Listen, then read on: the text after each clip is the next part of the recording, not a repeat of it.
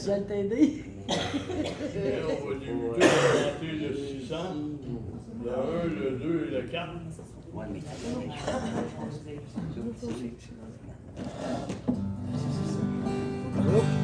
Le 1.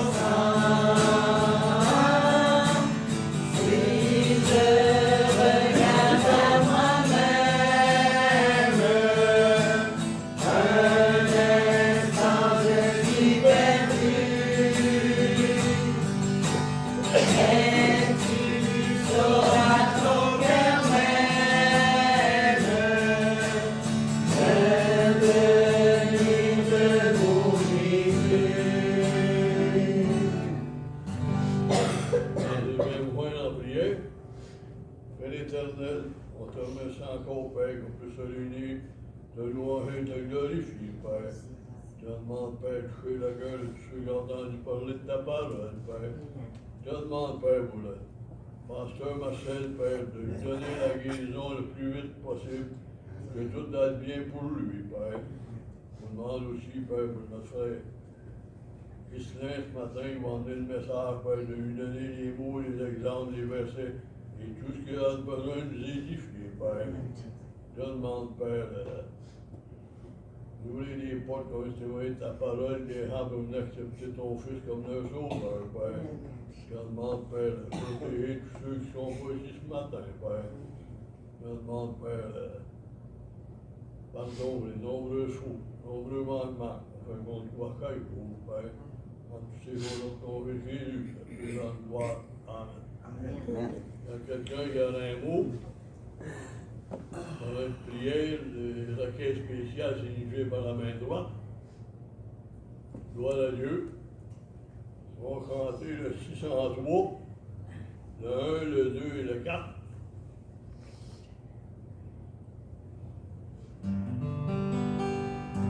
Sur le 1. Mon Jésus, je t'aime, je te sers à moi. Oh, quel charme extrême me retient à toi. Les plaisirs du monde ne m'attirent plus.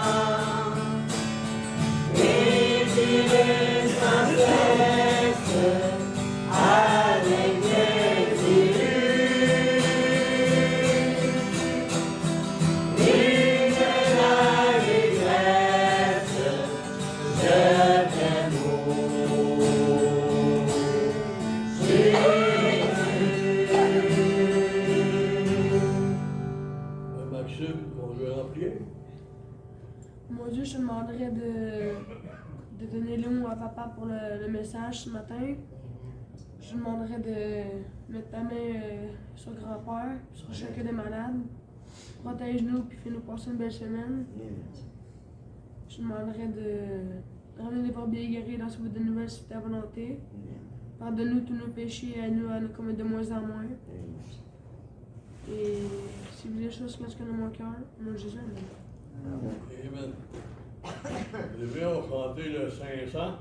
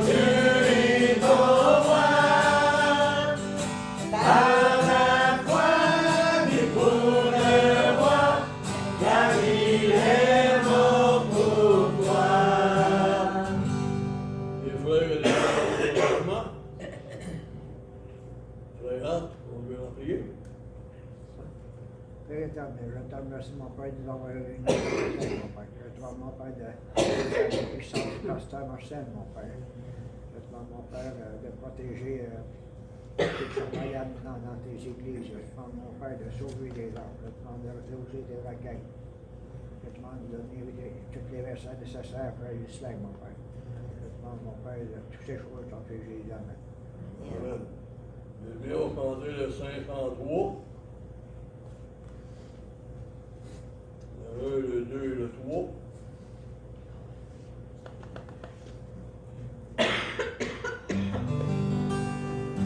Sur le 1.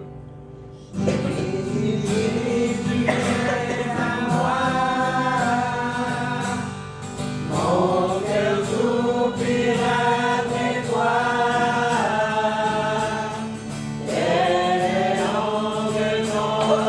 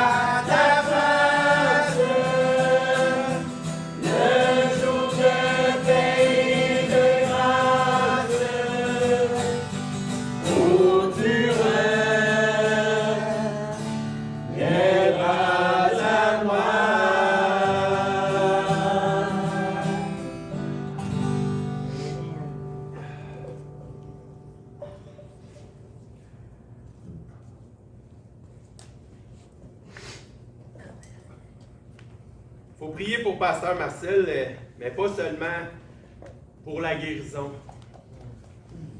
Il faut prier fort pour la douleur. Amen. Il est douillet, puis il y a une brûlure, on sait que ça fait très mal. Fait que je pense que c'est plus la douleur qui l'atteint.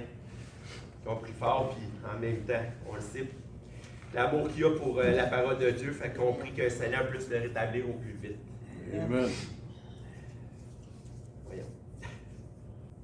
Connecté-tu? Pense pas. Ok, lève-le. C'est beau? Désolé.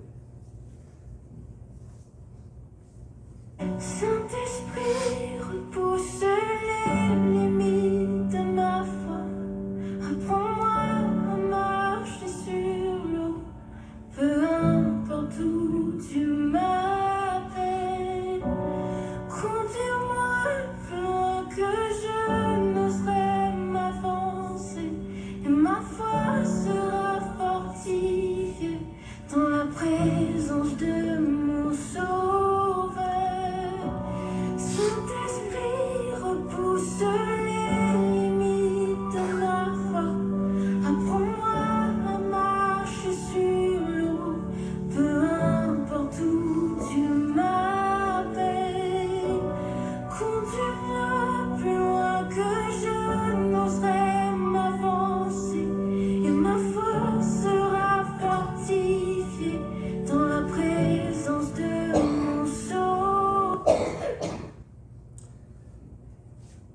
Petite question de même.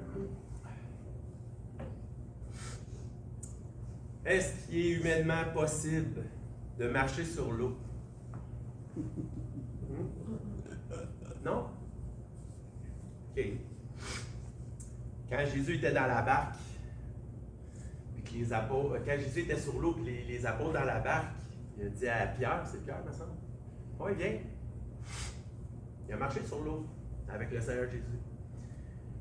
Qu'est-ce que ça me donnerait à moi aujourd'hui d'aller marcher sur le fleuve Saint-Laurent et que tout le monde me voit pour faire « Wow! » Ça ne servirait pas à grand-chose. Mais spirituellement, à chaque endroit où est-ce qu'on pourrait tomber dans une fosse, qu'on pourrait tomber dans l'eau, si on se remet au Seigneur Jésus, l'apôtre était sur l'eau, puis là, à un moment donné, il a baissé ses yeux. Lève tes yeux, il s'enfonçait. Si je veux marcher sur l'eau, si je garde les regards fixés à Christ, je vais le faire. Si je veux déplacer une montagne, au même titre que marcher sur l'eau, je suis sur Mont-Royal d'aller dans le fleuve, ça ne sert à rien. Le monde va se trouver toutes sortes de défaites pour ne pas croire. Fait que ça ne m'apporte rien charnellement de l'accomplir. Mais spirituellement, à chaque jour de nos vies, on traverse des épreuves, on traverse des tribulations, ben on déplace des montagnes. Des fois, si on aurait un grain de sénévé de foi, ben on est encore debout, on est encore là. À chaque jour de nos vies, on tasse des montagnes de nos vies. Si on garde les yeux fixés à Christ. Je peux tout par celui qui me fortifie. J'ai aucun pouvoir moi-même, mais le Seigneur Jésus est à côté de nous. Le Seigneur Jésus nous accompagne à chaque instant. Et oui, on a la foi parce qu'on est encore debout. Qu'on s'encourage avec ça. Les gens aujourd'hui veulent des miracles, ils veulent des belles affaires, ils veulent des prédications pour faire tomber tout le monde par terre. Dans Corinthiens 13, à partir du verset 9, « Car nous connaissons en partie, nous prophétisons en partie, mais quand ce qui est parfait sera venu, ce qui est partiel sera aboli. » La perfection est là. « Oh, t'es pas assez ouvert d'esprit. J'en ai rien à foutre. Ça me passe 100 pieds par-dessus la tête. Mon ouverture d'esprit, elle va selon ce que la parole de Dieu m'enseigne. La parole de Dieu, elle est certainement parfaite. Et si quelqu'un veut dire le contraire, ben vous allez me dire que le Dieu lui-même n'est pas parfait. Parce que si j'ai la parole de Dieu dans mes mains, mon Dieu est assez puissant pour ce qu'il y a là-dedans, ce soit la vérité entière. Fait que ton ouverture d'esprit, là, fais de l'esprit de bottine tant que tu veux, J'en ai pas de besoin de ton esprit de bottine parce que la parole de Dieu est complète, elle est parfaite. J'ai pas besoin de plus. J'ai vu une petite histoire cette semaine, plutôt hier. Si les gens vous disent je t'aime, je t'accepte comme tu es. Mais si tu m'acceptes comme je suis, tu ne m'aimes pas. Tu ne m'aimes pas.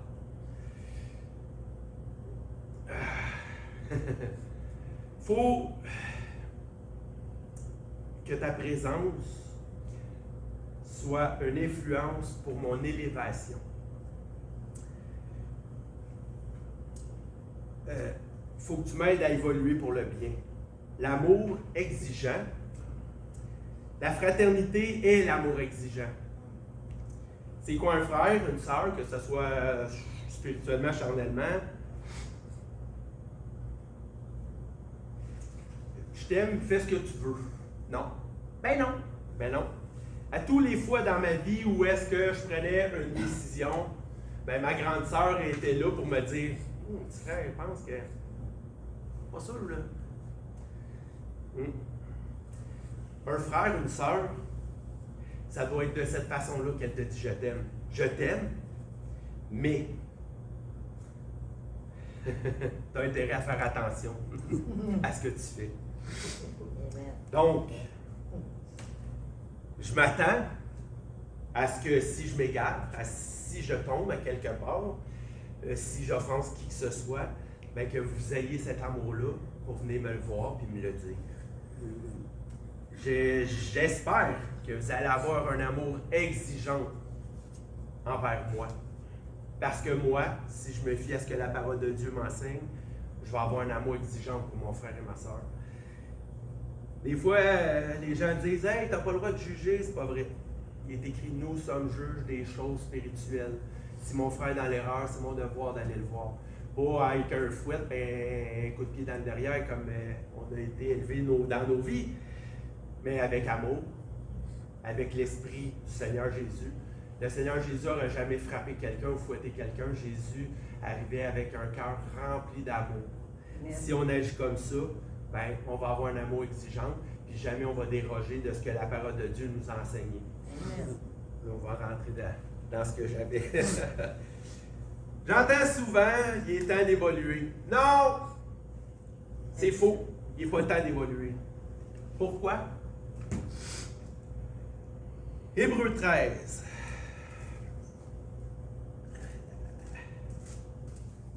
Hébreux 13, versets 7, 8 et 9.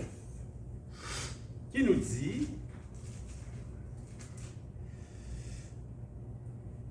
Souvenez-vous de vos conducteurs qui vous ont annoncé la parole de Dieu. Considérez quelle est la fin de leur vie. Imitez leur foi. OK? Le pourquoi est là. Jésus-Christ est le même hier, aujourd'hui et éternellement. Ne vous laissez pas entraîner par des doctrines diverses et étrangères, car il est bon que le cœur soit affermi par la grâce et non par des aliments qui n'ont servi à rien à ceux qui s'y sont attachés. Bon, le Seigneur Jésus est le même hier, aujourd'hui, éternellement. Pourquoi que je devrais évoluer? Pourquoi que mon esprit devrait être plus ouvert? Non, c'est non. Parce que Jésus est le même hier, aujourd'hui, éternellement. Si le Seigneur Jésus, il y a 2000 ans, a dit, ben c'est comme ça qu'on doit agir, ben aujourd'hui, ça va être comme ça. Puis dans 50 ans, dans 20 000 ans, whatever, ça va être ça quand même. La parole de Dieu n'a aucune variation dans le temps. Nous, on va s'adapter à la parole de Dieu. Ce n'est pas la parole de Dieu qui va s'adapter à nous aucunement. Le Seigneur Jésus est toujours le même. Amen. Il ne change pas. Puis, dans l'Apocalypse, à la fin du livre, Apocalypse 22, à partir du verset 18, je le déclare, que quiconque entend la parole de prophétie de ce livre, Si quelqu'un y ajoute quelque chose, Dieu le frappera des fléaux décrits dans ce livre. Et si quelqu'un retranche quelque chose des paroles de ce livre, de cette prophétie, Dieu retranchera sa part de l'arbre de vie et de la ville sainte décrit dans ce livre. T'en rajoutes, t'en enlèves, t'as pas Dieu. Fait que ce qui est écrit entre les lignes, puis ce que moi je comprends, ouais, mais peut-être que t'as pas compris le sens. Je m'en excuse, la parole de Dieu est très simple. Si t'es pas capable de la lire comme il faut, demande-le. Puis je suis convaincu qu'on va être capable de te faire entendre ce qui est écrit noir sur blanc. Pas ce que je pense, pas ce que l'autre pense, pas ce que le pasteur là-bas de l'autre a parlé. Non. La parole de Dieu, là, est claire, elle est simple, puis elle est complète. On n'a pas besoin de tordre dans tous les sens, on n'a pas besoin de rajouter des petites affaires pour s'accommoder. C'est pas comme ça. La parole de Dieu est parfaite, elle est complète. Tout ce qu'on a besoin est à l'intérieur, tu as juste à aller fouiller et à lire. Puis si ce verset-là, je comprends pas trop, ben, je suis sûr et certain qu'il y a un autre verset qui va venir appuyer celui-là pour que tu réussisses à comprendre. Il faut arrêter de vouloir servir Dieu de façon douillette, puis de façon facile, puis de... Non. Et toi, resserrer le chemin qui mène à Dieu. Fait que c'est sûr qu'il va y avoir des embûches, c'est sûr qu'il va y avoir des choses moins faciles. Ah, il y a des choses qui me font pas plaisir, tu sais. J'aimerais tellement avoir la plus grande des foi. J'aimerais être l'homme le plus pieux de la terre. J'aimerais. Mais c'est pas comme ça. Ça ne s'atteint pas tout seul. Il faut travailler, il faut passer au travers des épreuves, il faut continuer d'avancer vers Dieu, mais surtout, il faut garder foi et il faut garder l'espérance en Dieu. Lui, il va nous aider à accomplir. Il faut qu'on se plie à ce que la parole nous dit, pas à ce qu'il nous fait du bien aux belles petites oreilles. Non, c'est pas bon. J'ai entendu aussi. Ben là, on sert le même Dieu. Je la trouve très drôle, celle-là. On sert le même Dieu. Ah oui? Ah, OK. Mais il y a quelque chose qui ne marche pas, mon âme. 1 Timothée 2, versets 3, 4, 5. Cela est bon, agréable devant Dieu, notre Sauveur, qui veut que tous les hommes soient sauvés et parviennent à la connaissance de la vérité. Car il y a un seul Dieu et un seul médiateur entre Dieu et les hommes, Jésus-Christ, homme. Le Seigneur Jésus est venu, il nous a enseigné, nous, on va s'entendre, on n'était pas là, mais on a des apôtres, on a plein de récits écrits dans la parole de Dieu qui nous démontrent à quel point Jésus a travaillé, à quel point Jésus a accompli des choses. On a des témoins qui nous ont laissé des lettres pour qu'on puisse voir. Si tu ne fais pas ce que la parole de Dieu te demande, si tu ne fais pas les ordonnances que Christ nous a laissées, tu n'as pas Dieu. Tu n'as pas Dieu. Fait que arrête de me dire que tu sers le même Dieu que moi. C'est pas vrai. C'est pas vrai. Si tu contredis la parole de Dieu, si tu essaies de tordre d'un sens de l'autre sens, puis tu n'as pas le droit de faire ci, c'est mieux de ne pas faire ça. Hey, j'ai le droit de faire tout ce que je veux. Oui, mais sache que pour toute chose, tu vas être appelé en jugement. Tu vas rendre des comptes pour tout ce que tu vas faire. Si tu aspires à faire telle ou telle chose, puis que tu n'es pas qualifié pour le faire, arrête de t'obstiner. Parce que la parole de Dieu nous a laissé des normes, nous a laissé des règles, nous a laissé la doctrine du Seigneur Jésus. Si tu vas aller au-delà de ça, tu n'as pas Dieu. Tu ne l'as pas. Arrête de t'obstiner.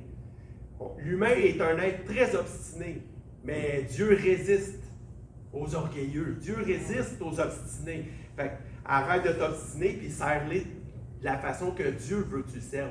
Je ne veux pas servir Dieu à ma façon. Je ne veux pas me convaincre moi-même de mes pensées pour...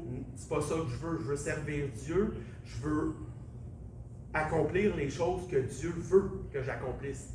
Si je cherche à vouloir m'accomplir moi-même au travers, en me servant de Dieu, c'est sûr que je vais finir à quelque part dans un coin. Là.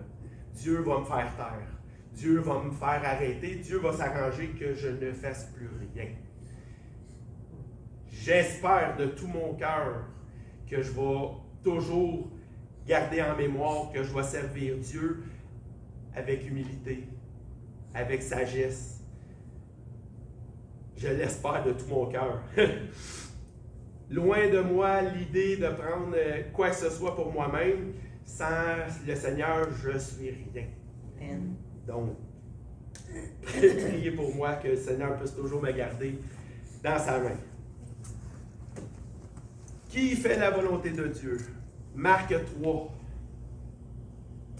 32 à 35.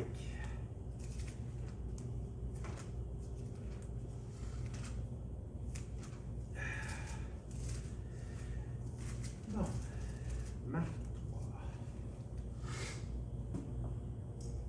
La foule était assise autour de lui et on lui dit, « Voici ta mère et tes frères sont dehors et te demandent. » Et il répondit, « Qui est ma mère et qui sont mes frères? » Puis jetant les regards sur ceux qui étaient assis tout autour de lui, « Voici dit ma mère, mes frères, car quiconque fait la volonté de Dieu, celui-là est mon frère, ma sœur et ma mère. » Il y a beaucoup de doctrines de gens qui sont comme « Ah, ben c'est des frères, c'est mes sœurs. » Si tu n'accomplis pas la volonté de mon Dieu, si tu n'accomplis pas ce que la parole de Dieu m'enseigne, tu n'es pas mon frère, tu n'es pas ma sœur, tu n'es rien. Mais il est écrit aussi que si quelqu'un t'apporte une autre doctrine que celle qui est écrite dans la parole de Dieu, il ne dit même pas bonjour, reçois-le même pas chez vous. Fait que je vais me mettre à accepter toutes les fausses doctrines, je vais me mettre à accepter tout le monde parce que il faut qu'on soit amour. Nous sommes juges des choses spirituelles. Si tu enlèves une virgule, un iota de la parole de Dieu, tu n'as pas Dieu. C'est clair. La parole de Dieu nous avertit. Puis, c'est pas assez clair, je pense. Il y en a qui sont assez imbéciles pour essayer de se convaincre qu'ils sont bons, que moi je fais ci, je fais ça, je travaille pour Dieu, puis ça ne sert à rien. Ça ne sert à rien parce que tu n'as même pas Dieu. Tu essayes de tordre la parole de Dieu pour montrer que tu es un bon chrétien. Je m'excuse, mais tu négliges des principes de base de la parole de Dieu qui est enseigné très clairement. Ben, tu n'as pas Dieu, tu n'es pas de Dieu. Ça vient de s'éteindre. Ouais, check ça, il y a plein de beaux fruits. Ouais, des beaux fruits pourris. En apparence, c'est bien beau, mais quand tu le coupes en deux avec une pomme, c'est pourri, c'est dégueulasse. Come on. Acte 20. Acte 20. Ouais. Ça, là. Si tu comprends pas ça, c'est un méchant problème. Bon, Acte 20 à partir du verset 29 à 32. Je sais qu'il s'introduira parmi vous, après mon départ, des loups cruels qui n'épargneront pas le troupeau. Et il s'élèvera du milieu de vous des hommes qui enseigneront des choses pernicieuses pour entraîner les disciples après eux. Veillez donc, veillez. Tu sais, Seigneur Jésus, quand il était dans le jardin, là, il était allé voir les apôtres. Veillez, priez. C'est long, je suis fatigué. Veillez. Donc, vous souvenant que durant 3 années, je n'ai cessé nuit et jour d'exhorter avec larmes chacun de vous. Et maintenant, je vous recommande à Dieu et à la parole de sa grâce, à celui qui peut édifier et donner l'héritage avec tous les sanctifiés. Bon, prenez garde, il y a des loups. Il y en a même qui vont se lever dans nos églises pour essayer d'enseigner des faussetés. Mais ça, c'est l'œuvre de Satan. Si tu enseignes des choses différentes, tordues de la parole de Dieu, tu n'as pas Dieu. Tu sers un autre maître. À un moment donné, il faut arrêter, il faut veiller, puis il faut comprendre qu'il y en a des fausses doctrines. Là. Arrêtez de me dire que n'importe quoi. Là. Il y a des choses à faire, à respecter dans la parole de Dieu. Si tu ne les respectes pas, tu n'es pas une église de Dieu, je veux rien savoir. Tu comprends pas, on va prendre la parole de Dieu, je vais t'enseigner qu'est-ce que tu dois faire. C'est pas plus compliqué. Matthieu 7, 15 à 20.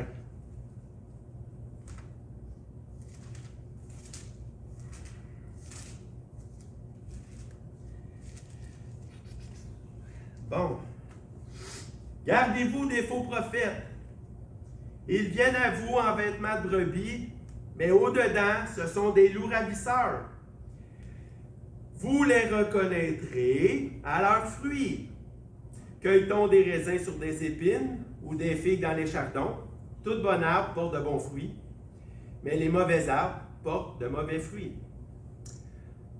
On va aller plus loin. Un bon arbre ne peut porter de mauvais fruits et un mauvais arbre ne peut porter de bons fruits. Tout arbre ne porte pas de bons fruits, est coupé et jeté au feu.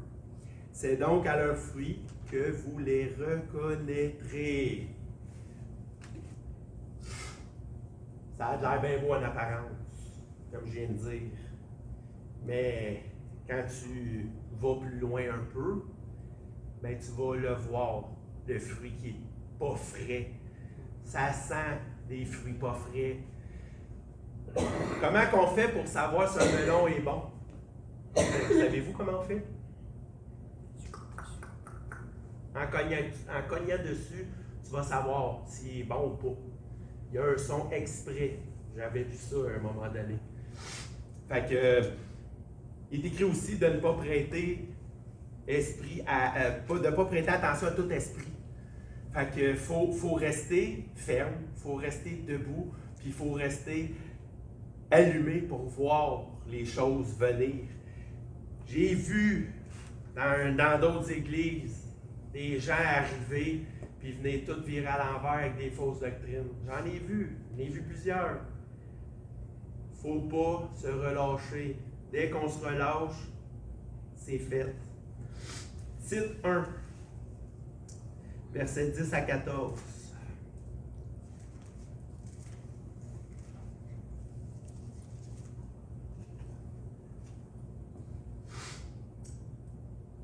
Il y a en effet surtout parmi les circoncis beaucoup de gens rebelles, de vains discoureurs et de séducteurs, auxquels il faut fermer la bouche. Il ne faut pas les laisser bavasser. Parce qu'il y a beaucoup de cochonneries qui sortent dans leur bouche. La parole de Dieu nous enseigne aussi que ce n'est pas ce qui entre dans la bouche de l'homme qui souille, c'est ce qui en sort. Il faut faire attention à ce qui sort de notre bouche aussi. Bon, je t'ai rendu. Auquel il faut fermer la bouche. Il bouleverse des familles entières, enseigne pour un gain honteux ce qu'on ne doit pas enseigner. L'un d'entre eux, leur propre prophète, a dit: « Crée-toi toujours, menteur, méchante bête, ventre paresseux. » Ce témoignage est vrai. C'est pourquoi reprends-les sévèrement afin qu'ils aient une foi saine et qu'ils ne s'attachent pas à des fables judaïques et à des commandements d'hommes qui se détournent de la vérité. Il faut tenir ferme dans la parole de Dieu. Il faut faire attention à ce que l'on entend parce que des fois ça a l'air bien beau, mais c'est des paroles mensongères, c'est de la déroute, c'est pas bon, c'est pas bon. Il faut rester dans la parole de Dieu. Souvent, je regarde Internet, les réseaux, puis là, il y a beaucoup de monde, là, des chrétiens, puis du monde qui ont des belles paroles. Ils ont des belles paroles. Ah, c'est bon à entendre. Mais il faut faire attention quand même. Parce que dans les belles paroles peut souvent se glisser des faussetés. Souvent. Des fois, je vais écouter pour le plaisir, puis des fois, c'est une bonne idée. Il y a une belle idée derrière ça, mais je ne prends pas tout ce qui est dit, puis je prends des notes. Non, je prends une idée, puis après ça, je vais voir ce que la parole de Dieu m'enseigne. Je vais voir ce que la parole de Dieu a à me dire à ce sujet-là. Il faut être vigilant. Parce que c'est facile d'arriver et d'entendre quelque chose, puis ah ben c'est pas pire, mais que tu vérifies pas, ben là tu t'induis en erreur. J'ai vu un jeune homme qui suit le pasteur un peu tout le temps partout, puis il dit hey pasteur, tel sujet, puis il va puis il dit son avis, tu sais. Puis là, je dis ah c'était bon, ça avait bien du sens. Là j'en écoute d'autres, là je fais comme il est perdu. C'est au contraire à ce que la parole enseigne. Puis là, j'en écoute un autre, Là, j'ai fait OK, supprimer. Parce qu'il apportait plein de choses qui n'ont aucun sens et qui ne sont pas cohérents avec la parole de Dieu. Si on reste à ce que la parole de Dieu nous enseigne, on ne se perdra pas. Puis il n'y aura pas de fausseté qui va entrer dans notre esprit. Ça prend juste une petite semence pour faire un énorme ravage. Puis pour en revenir au loup, j'ai écouté une petite vidéo tantôt et j'ai trouvé ça drôle. Nourris pas tous les chiens que tu vois. Car certains ont juste besoin de force pour te mordre. Oh, il est tout mignon. Ils viennent de te ramasser, il t'a mordu. Tu sais, c'est la même chose pour les supposés chrétiens qui entourent et qui sont partout. La parole de Dieu nous avertit des fausses doctrines. Il faut qu'on prenne garde. Il ne faut pas qu'on laisse entrer n'importe qui dans la bergerie. Ils se déguisent. Si on se met à accepter tout le monde, on va se perdre.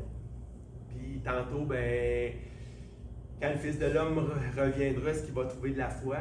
Ben, si on plie les chines puis on s'agenouille, ben, probablement que ça va arriver. Le loup va rentrer. Qu'on reste ferme, qu'on reste debout, puis surtout qu'on n'oublie pas de prier, Pasteur Marcel, que le Seigneur puisse au moins atténuer sa souffrance.